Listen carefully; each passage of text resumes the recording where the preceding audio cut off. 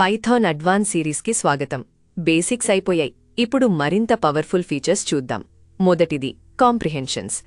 ఒక లూప్ని ఒకే లైన్లో క్లీన్గా రాసే పైథానిక్ వే. లిస్ట్స్, డిక్ట్స్, సెట్స్ అన్నింటికీ పనిచేస్తుంది. మూల ఆలోచన సింపుల్. స్క్వేర్ బ్రాకెట్స్లో ఎక్స్ప్రెషన్ తర్వాత ఫార్ క్లాజ్. ఇక్కడ 0 నుంచి 4 వరకు ప్రతి నంబర్ యొక్క స్క్వేర్ని ఒకే లైన్లో లిస్ట్గా తయారు చేశాం. ఫార్ లూప్ కంటే చాలా చిన్నది.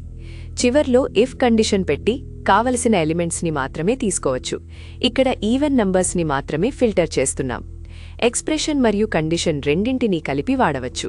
ముందు ఈవెన్ నంబర్స్ని ఫిల్టర్ చేసి తర్వాత వాటి స్క్వేర్స్ని తీసుకుంటున్నాం. అంతా ఒకే లైన్లో. కాంప్రిహెన్షన్స్ కేవలం లిస్ట్స్కే కాదు. కర్లీ బ్రాకెట్స్తో కీ కోలన్ వాల్యూ రాస్తే డిక్ట్ కాంప్రిహెన్షన్ అవుతుంది. ఇక్కడ ప్రతి నంబర్ని దాని స్క్వేర్కి మ్యాప్ చేస్తున్నాం. కర్లీ బ్రాకెట్స్తో కీ లేకుండా రాస్తే సెట్ కాంప్రిహెన్షన్. డూప్లికేట్స్ ఆటోమేటిక్గా పోతాయి.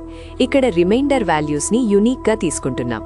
స్క్వేర్ బ్రాకెట్స్ బదులు పెరెంథసిస్ వాడితే జనరేటర్ ఎక్స్ప్రెషన్.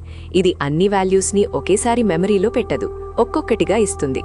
పెద్ద డేటాకి మెమరీ ఎఫిషియెంట్. ఇక్కడ స్క్వేర్స్ యొక్క సమ్. ఒక కాంప్రిహెన్షన్లో 2 ఫార్ లూప్స్ కూడా రాయవచ్చు. ఇక్కడ 2 లిస్ట్స్లోని వాల్యూస్ యొక్క అన్ని కాంబినేషన్స్, పేర్స్ తయారు చేస్తున్నాం. ఏ ఇటరబుల్తో అయినా పనిచేస్తుంది. ఇక్కడ ఒక లిస్ట్లోని పేర్లన్నింటినీ అప్పర్ కేస్లోకి మారుస్తున్నాం ఒకే లైన్లో. ఇదే పనిని ఫార్ లూప్తో 3 లైన్స్లో, కాంప్రిహెన్షన్తో 1 లైన్లో. కాంప్రిహెన్షన్ షార్ట్గా, ఫాస్ట్గా ఉంటుంది. కానీ గుర్తుంచుకోండి, లాజిక్ ఎక్కువ కాంప్లెక్స్ అయితే నార్మల్ లూప్ వాడటమే రీడబుల్. ఒక ప్రాక్టికల్. ఒక లిస్ట్లోని ప్రతి వర్డ్ యొక్క పొడవు లెక్కించడం. ఒకే లైన్లో ప్రతి వర్డ్కి లెన్ అప్లై చేసి కొత్త లిస్ట్ తయారు చేశాం. ఈ చాప్టర్లో నేర్చుకున్నది list, డిక్ట్, set comprehensions, generator expressions, filtering, nesting. ఇవి మీ కోడ్ని పైథానిక్గా చేస్తాయి. తర్వాతి వీడియోలో చాప్టర్ 12 లాంబ్డా, మ్యాప్, ఫిల్టర్ నేర్చుకుందాం. అక్కడ కలుద్దాం.